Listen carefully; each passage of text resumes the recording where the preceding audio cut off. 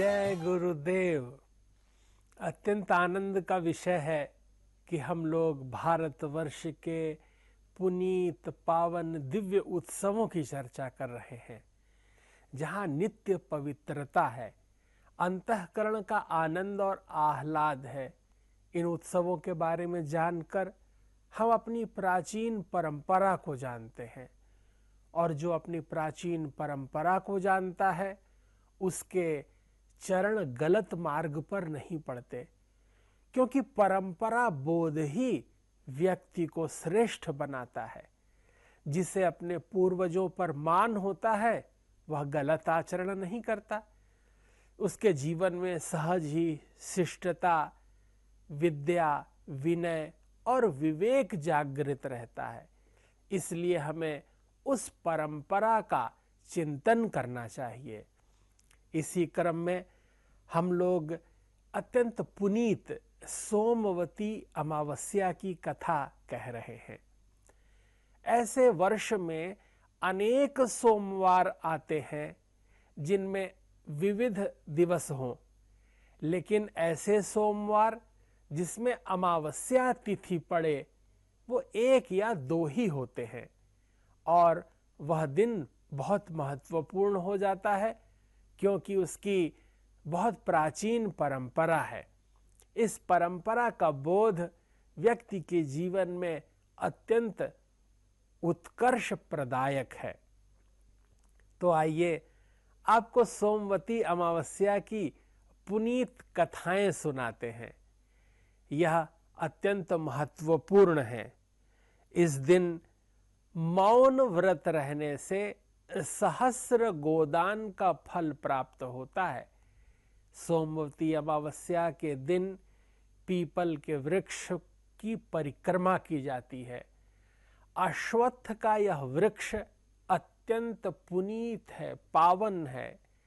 108 परिक्रमा करके जो साधिका आशीष प्राप्त करती है वह गौरी गणेश की कृपा प्राप्त करती है।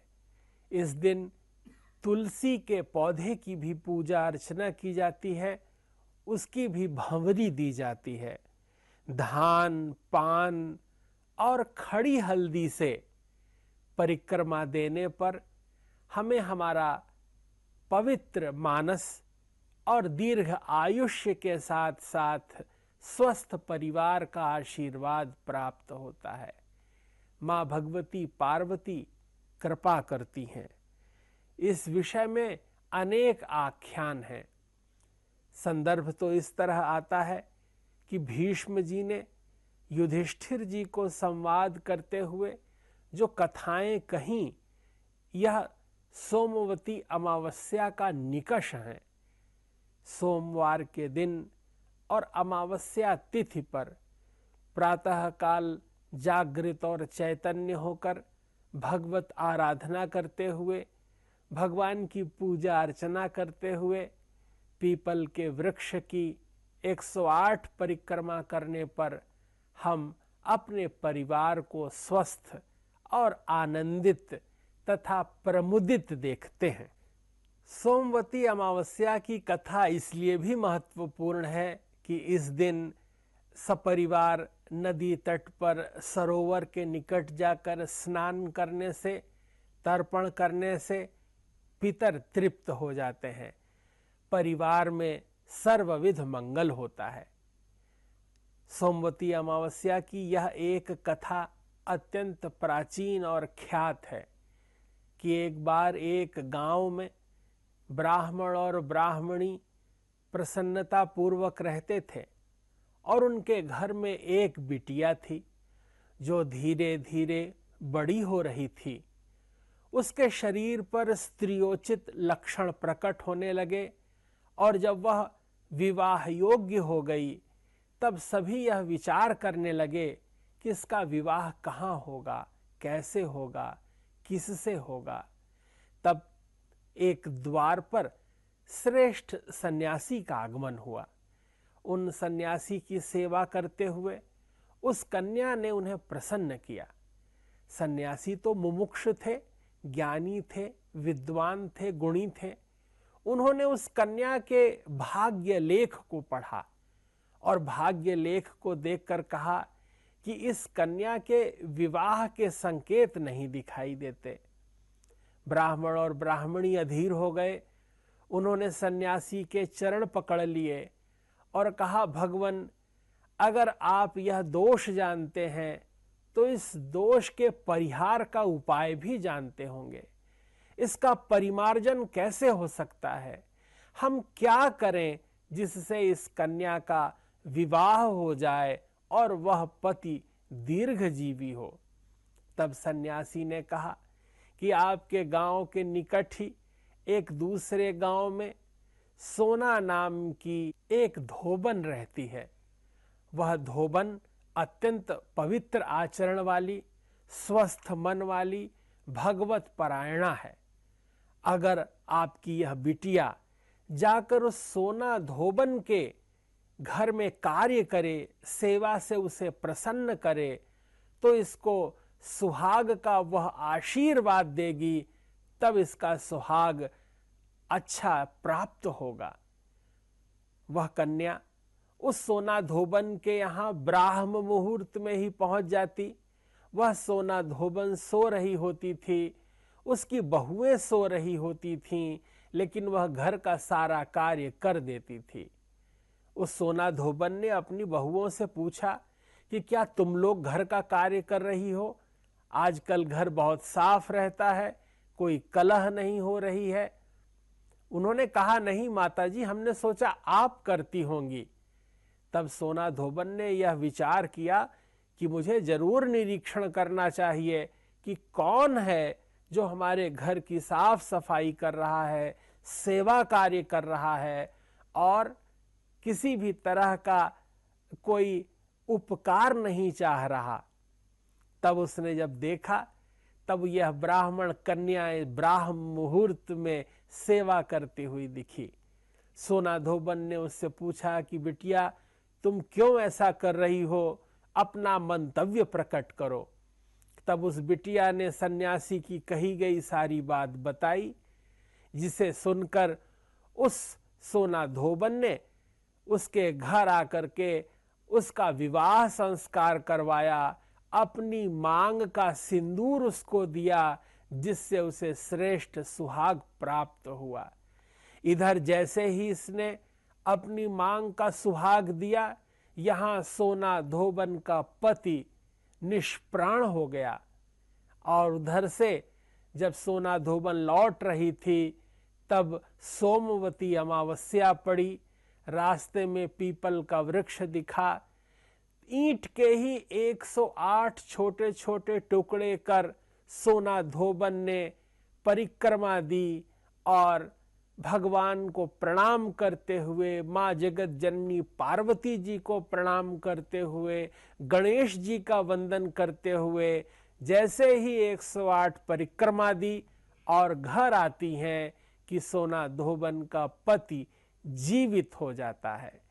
इस तरह जैसे सोना धोबन ने ब्राह्मणी कन्या को अमर सुहाग का वरदान दिया और तप बल से अश्वत्थ की परिक्रमा करके अपने पति के निर्जीव शरीर में प्राण फूंक दिए, सोमवती अमावस्या के दिन सत्कर्म करते हुए, सत पक्ष का चिंतन करते हुए, पुण्य का वर्धन करते हुए, तपस्या त्याग पूर्वक शुद्ध अंतःकरण से लोकहित करते हुए जो जीवन जीता है, उसके यहाँ श्रेष्ठता स्वयमेव प्रकट हो जाती है। इसी तरह एक दूसरी कथा भी बहुत वर्णित है।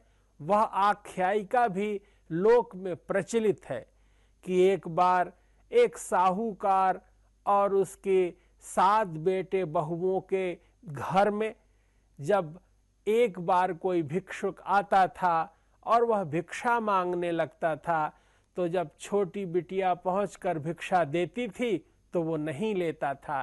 कहता था, तुम्हारे भाग्य में तो दुबाह लिखा है, दुबाह अर्थात दूसरा विवाह होगा ऐसा लिखा है, एक पति तुम्हारा नहीं रह जाएगा। वह कन्या बहुत व्याकुल हो गई उसने घर में वृद्धा साहूकारनी को यह बतलाया संवाद। तब अगले दिन उस संवाद का श्रवण करती है वह स्वयं वृद्धा साहूकारनी, और उसने उस भिक्षुक से कहा कि आप कुछ उपाय बताइए। तब वो कहती है कि बहुत दूर देश में सोना धोबन नाम की एक स्त्री है जो अत्यंत पतिपरायणा है, तुम उसके पास जाओ और वो आकर के अगर तुम्हारी इस बिटिया के वैवाहिक मांगलिक कार्य में अपने मांग का सिंदूर दे दे तो इसका सुहाग अमर होगा। वह साहूकारनी चल देती है उस सोना धोबन को ढूंढने के लिए, जंगल जंगल घूमती है, निर्जन वनों में जाती है। एक पीपल के वृक्ष के नीचे वह विश्राम करने लगती है तो देखती है कि गरुड़ पक्षी के अंडे ऊपर रखे हुए हैं और एक सर्प उन अंडों को खाने के लिए बढ़ रहा है। वो जाकर उस सर्प को वहां से हटाती है, उन अंडों को बचाती है। तभी उस बीच में सर्प ने को मारने के उद्यम में उसके शरीर से कुछ रक्त की बूंदें भी धरा पर गिर जाती हैं। गरुड़ की पत्नी देखती है कि वहां रक्त रंजित रक्त की बूंदें पड़ी हुई हैं, वह धरा रक्त से सन गई है। पास ही अंडों को देखकर वो व्याकुल होकर के चोंच से प्रहार करने लगती है साहूकारनी पर। तब साहूकारनी कहती है कि मैंने तुम्हारे अंडे को सर्पिणी से बचाया है और तुम मुझे मार रही हो। तब गरुड़ की पत्नी ने आशीष दिया कि नहीं, अगर कोई किसी जीव की रक्षा करता है, कोई किसी के प्रति सद्भाव रखते हुए क्रोध से बचाता है, मृत्यु से बचाता है, रोग से बचाता है, भूख और प्यास से बचाता है, तो उसकी रक्षा करना पुण्य कहलाता है। और उस पुण्य के विधान क्रम में तब गरुड़ पत्नी ने अपने पंखों पर बिठाकर साहूकारनी को सोना धोबन के यहां पहुंचा दिया। तत्क्षण मनोकामना पूर्ण हो गई। वहां भी सोना धोबन अपनी बहुओं के साथ घर में रहती, जहां दिन रात काम को लेकर चिक चिक होती रहती थी। लोग आपस में लड़ते रहते थे, कलह करते थे, क्लेश था, द्वेष था, परस्पर ईर्ष्या थी और इस रागत द्वेष से स्थान की उन्नति नहीं हो रही थी। क्योंकि कहीं भी क्लेश होगा, आपसी द्वेष होगा, तो वह स्थान पावन कैसे हो सकता है। पवित्रता तब होती है जब लोग शांत, सहज, आनंदित और एक दूसरे का हित चाहने वाले हों। तब साहूकारनी उस घर में सेवा का प्रकल्प लेती है। रात्रि में ही ब्राह्म मुहूर्त तक में सारे घर की साफ सफाई कर देती है, लीप पोत देती है, जिसको देखकर वह सोना धोबन बहुत प्रसन्न होती है। एक दिन ब्राह्म मुहूर्त में वो पूछती है कि साहूकारनी, ये तुम क्यों कर रही हो। साहूकारनी ने सारा वृत्तांत बताया। तब सोना धोबन ने कहा कि मैं जा रही हूं इसकी उस कन्या के सुहाग को अमर करने। अगर मेरा सुहाग न रह जाए तो उसे तेल के एक बड़े से पात्र में शरीर को सुरक्षित रखना, शरीर को मत नष्ट करना। और वो आती है यहाँ उस कन्या को, जब विवाह काल में उसका पाणी ग्रहण हो रहा होता है, तब सर्प आता है और उस सर्प को वो तार से बांधकर मार देती है। तब उसका सुहाग अमर होता है, अपने मांग का सिंदूर देती है। लेकिन उधर उसका पति नहीं रह जाता। मार्ग में जाते हुए सोमवती अमावस्या के दिन वह पीपल के वृक्ष की परिक्रमा देती है, 108 बार भगवान नाम का उच्चारण करती है, भगवती का ध्यान करती है और इस तरह जो कुछ अर्पित करती है वो एक विद्वान आचार्य को अर्पित कर देती है। जो लोग इस तरह करते हैं उनका सुहाग अमर हो जाता है। वह सोना धोबन भी ऐसा करके घर आई, तब उसके पति के शरीर पे स्वयमेव प्राण आ गए, शरीर हिलने लगा। जिस तरह सोना धोबन ने इस लोक के कल्याण के लिए, लोक मंगल के लिए अपने सुहाग का दान दिया, सबका हित किया और फल में अपने भी परिवार को स्वस्थ पाया। सोमवती अमावस्या की यह पुनीत कथा जो श्रवण करता है, जो सुनवाता है अथवा जो इसे करता है, उसके घर में किसी की अकाल मृत्यु नहीं होती, वह स्वस्थ रहता है, उसके शरीर के रोग नष्ट हो जाते हैं। हमारे जीवन में पूर्णता हो, पवित्रता हो, आनंद और आह्लाद हो, ज्ञान की प्रचुरता हो और दिव्यता का अनुभव हो।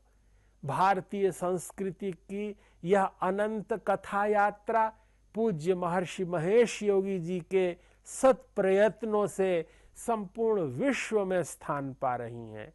आज भी ब्रह्मचारी डॉक्टर गिरीश जी और महर्षि संस्थान की ओर से हम सब लोग भारतीय सनातन परंपरा का ध्वज फहरा रहे हैं। लोक में भारतीय मान्यताओं की यह अनुपम कथाओं का प्रसार कर रहे हैं। इसके माध्यम से व्यक्ति की चेतना सात्विक होगी, व्यक्ति निर्विकार रहें, उनमें क्लेश न हो, द्वेष न हो, पारस्परिक प्रीति हो और एक दूसरे के उत्थान का भाव हो, कल्याण का चिंतन हो। इन्हीं सद्विचारों के साथ लोक मंगल करते हुए इस विश्व के कल्याण के लिए आप सबको बहुत बहुत शुभकामनाएं, मंगल कामनाएं। जय गुरुदेव, जय महर्षि।